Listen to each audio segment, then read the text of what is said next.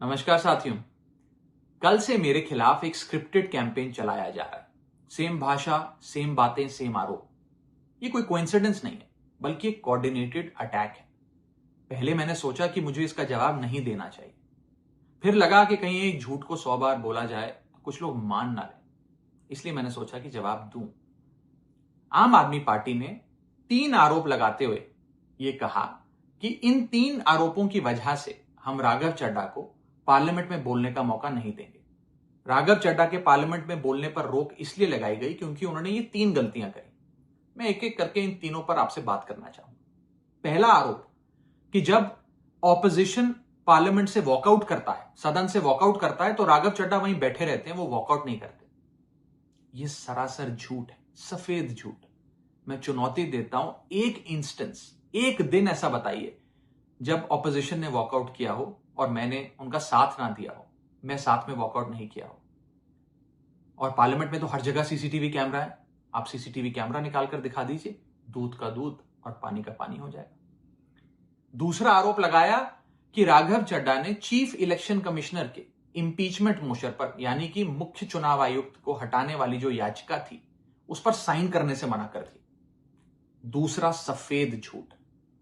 ना मुझे आम आदमी पार्टी के किसी भी नेता ने इस मोशन पर साइन करने के लिए कहा, ना औपचारिक तौर पर कहा, ना अनौपचारिक तौर पर कहा।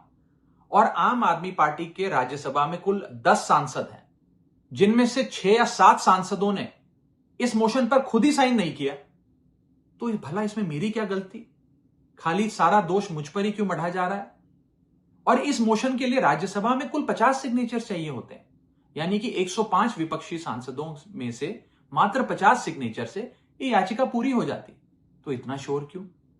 और तीसरा आरोप जो मुझ पर लगाया गया वो ये था कि राघव चड्ढा डर गए हैं और इसलिए वो बेकार मुद्दे उठाते हैं। पहली बात मैं बता दूं कि मैं पार्लियामेंट में शोर मचाने, चीखने, चिल्लाने, माइक तोड़ने या गाली देने नहीं गया। मैं वहां पर जनता के मुद्दे उठाने गया हूं, लोगों की बात करने गया हूं। और मैंने कौन सा मुद्दा नहीं उठाया? मैंने जीएसटी से लेकर इनकम टैक्स की बात करी, पंजाब के पानी से लेकर दिल्ली की हवा का मुद्दा उठाया, हमारे सरकारी स्कूलों की हालत से लेकर कैसे पब्लिक हेल्थ केयर इंस्टीट्यूशंस को मजबूत किया जाए, इंडियन रेलवेज में जो पैसेंजर्स ट्रैवल करते हैं उनकी समस्याएं रखी, यहां तक कि मेंस्ट्रुअल हेल्थ, एक ऐसा मुद्दा जिसके बारे में लोग बात करने से कतराते हैं, वो बातें तक रखी। बेरोजगारी से लेकर महंगाई तक तमाम मुद्दे उठाए। आप मेरे 4 साल का पार्लियामेंट का ट्रैक रिकॉर्ड उठाकर देख लीजिए। और मैं पार्लियामेंट में इंपैक्ट क्रिएट करने गया हूं, मैं पार्लियामेंट में रकस क्रिएट करने नहीं गया। ये टैक्स पेयर के पैसे से जो पार्लियामेंट चलती है, उस टैक्स पेयर के मुद्दे उठाने में पार्लियामेंट में गया हूं। अंत में मैं बस इतना कहना चाहता हूं कि जो लोग आज मुझ पर आरोप लगा रहे हैं, झूठे आरोप लगा रहे हैं, कि हर झूठ को बेनकाब किया जाएगा और हर सवाल का जवाब दिया जाएगा, क्योंकि मैं घायल हूं, इसीलिए घातक हूं। जय हिंद।